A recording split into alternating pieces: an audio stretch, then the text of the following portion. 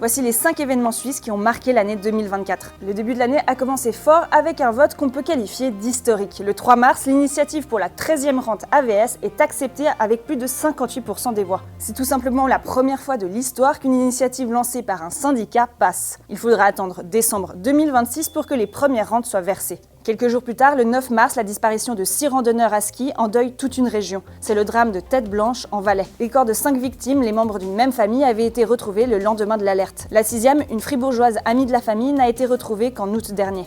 Un mois plus tard, en avril, la Suisse est condamnée pour inaction climatique par la Cour européenne des droits de l'homme, une première pour un pays. Cette affaire avait été portée par les Aînés pour le climat, une association composée de 2500 Suissesses âgées en moyenne de 73 ans.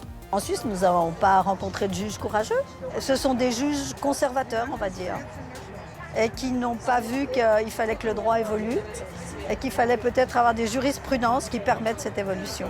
Le 11 mai, la Suisse entière fête la victoire de Nemo à l'Eurovision. L'artiste non-binaire de Bienne récolte un total de 591 points pour sa chanson The Code. Ça faisait depuis 1988 avec Céline Dion que la Suisse n'avait pas gagné. La prochaine édition du concours aura donc lieu à Bâle en 2025.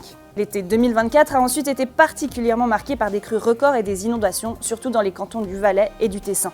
Dans le Val-Maja, 4 personnes ont perdu la vie, ainsi qu'une autre personne à Sassgrund. Plusieurs centaines de personnes ont dû être évacuées et des dégâts importants ont été constatés, notamment dans la région de Sierre en plaine, où l'eau était montée jusqu'à 2 mètres. Et toi, quel événement t'a le plus marqué cette année ?